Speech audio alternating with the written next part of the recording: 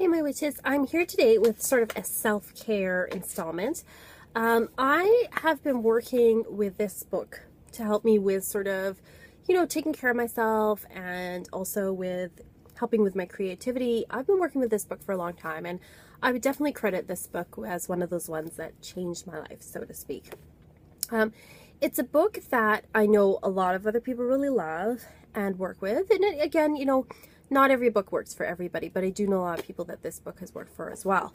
And it's called The Artist's Way, and it's a path to higher creativity by Julia Cameron. It came out in the early 90s. I think it was published in 1992, I think.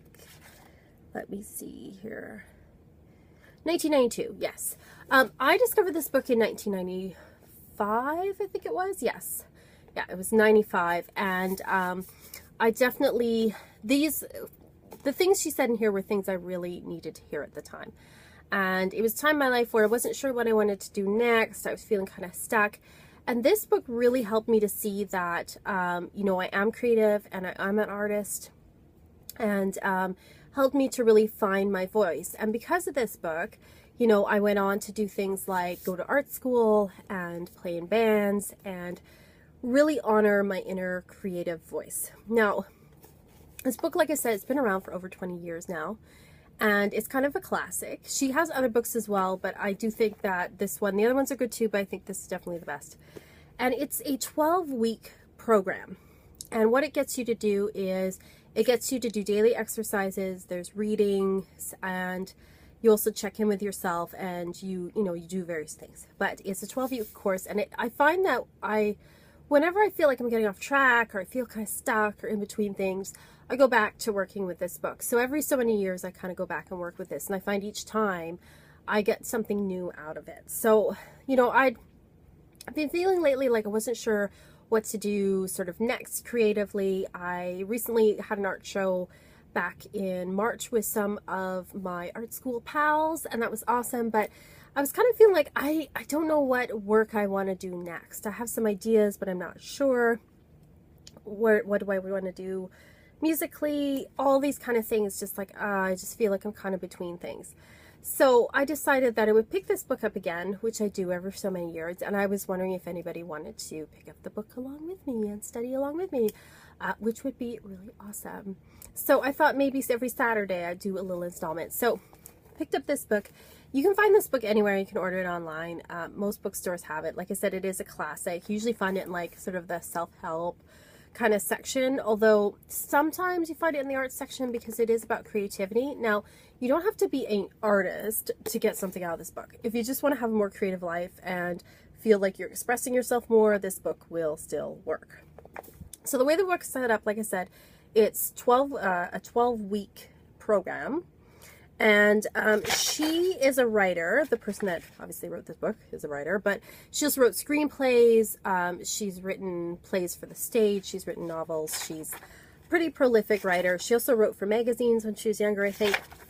So she starts the book off with, this one is the 10th edition of The Artist's Way. I had the original. I lent it to someone, never got it back. It's one of those books where you'll never see it again. So she has a little note here, the first part about, sort of the last 20 years or the last 10 editions and how it's kind of worked for people. And then she has the introduction where she talks about her story and how she wrote this book, because she was a writer, but she also was, back in the 70s, she was also an alcoholic, and then she figured out that, that wasn't working for her anymore.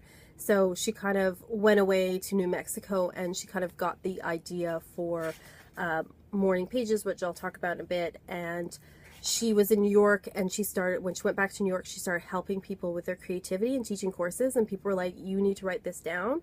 And so it came together as a book. So the second part is Spiritual Electricity, the Basic Principles. So it talks about how creativity and spirituality are interconnected with each other. And how it's a gift from, she uses the word God, but she says if God doesn't work for you, you can replace it with universe, goddess, whatever. It's about having like a higher power that's working with you, co-creating with you, if you want to say that. And that talks about sort of what you can expect on this journey, because she says a lot of people start with high expectations and then they go through a period of frustration and then back up again, and then they come to sort of a more acceptance of themselves. So what you can expect on the journey. And then it talks about the basic tools. And the basic tools are, there's daily tool and there's a weekly tool. The daily tool is called the morning pages. This is like a pretty famous one. What it is you write 3 pages in the morning of your thoughts. And it doesn't have to be wonderful poetry or beautiful prose or whatever. It's just brain drain. It's just like, oh my God, I forgot to do laundry, blah, blah, blah. Just whatever's on your mind, you're getting it out there. Because if you get it on the page, you're less likely to carry it forward out into your day. No one's supposed to ever read them. It's just brain drain. That's all it is. And I do it daily. I would say 90% of days. There's the odd day I miss, but I'm trying to be better, that's for sure. But she talks about using them and how it helps you to hear your inner voice. Because if you keep complaining about a situation on the paper, you're eventually going to be moved to change it, which is a very good idea, actually.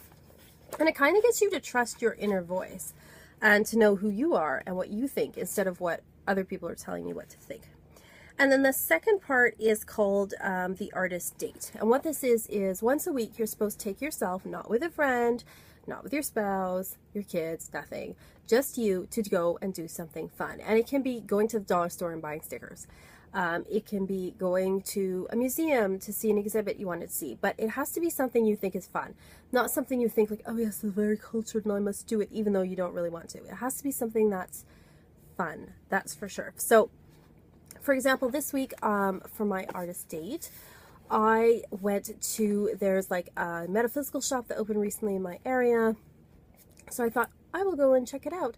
I had seen it once before after it just opened, but I wanted to check it out again. It had been a couple of months to see if they had more stuff, because when they opened, you know, they didn't have like a ton of stuff. So I went in, checked it out, looked around, and then walked around. Like there's this area by the river called the Forks, walked around there, just like did something fun for myself, because it gets you to kind of take care of yourself.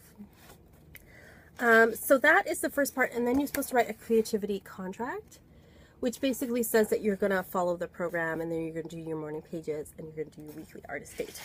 So I encourage you, if you want to follow along, follow along.